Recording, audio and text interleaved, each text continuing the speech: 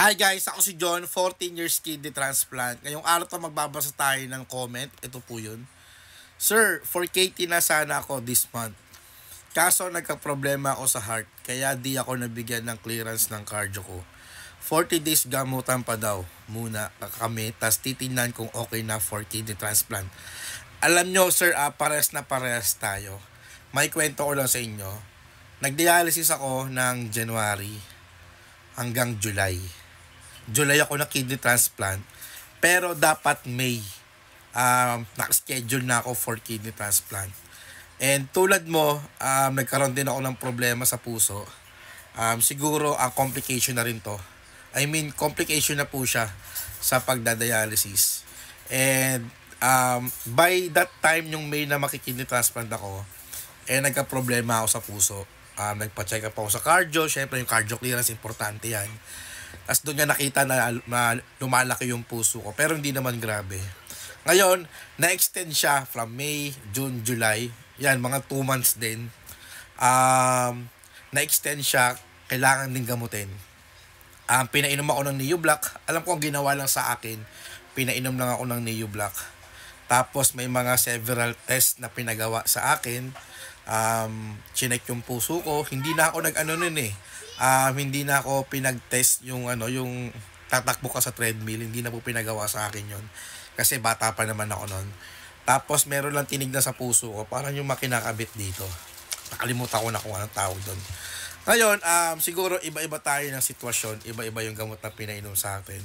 Pero ang pinainom sa akin is yung NeoBlock. Ngayon, ang sabi sa akin ng unang-unang doktor ko sa Nipro, under ako ng service noon. Hindi ko makakalimutan yung doktora na yun, si Doktora Pine. Doktora Pile pala. Doktora Pile. Siya yung unang-unang Nipro ko sa service. Ngayon nasa private na siya.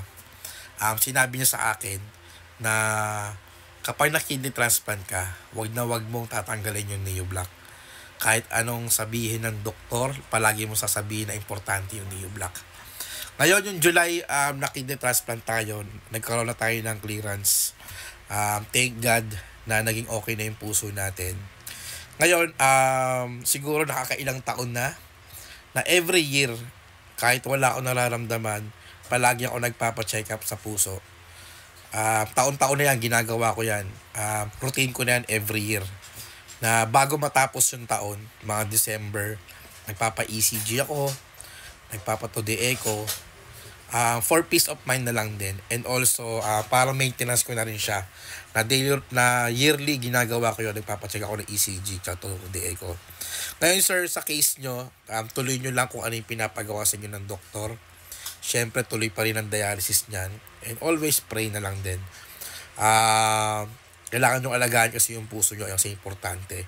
Ayun kasi yung mga complication once na nagda-dialysis ka. Lumalaki yung heart, nagkakatubig sa baga. Ano naman yan eh, kung saglit ka lang mag-dialysis, maaagapan pa yan. Pero hindi ko sinasabi na pag matagal na, hindi tayo sigurado eh. Iba pa rin, depende pa rin. Huwag kayong mag-alala, magagawa naman ng paraan yan as long as na palagi kayong mag-comply sa cardio nyo and huwag kayong mawawala ng pag-asa. Darating din yung time. Sundin nyo lang yung doktor nyo, yung lahat ng pinapagawa sa inyo. And after that, makikidney transplant na kayo. Kapag nangyari yun, sir, balitaan mo ko. Chat mo ko, PM mo ko, or mag-comment ka. Isa ako sa matutuwa kapag naging successful yung kidney transplant mo. Ingat palagi kung nasan man tayo, mas importante pa rin ang kalusugan natin. God bless po sa ating lahat.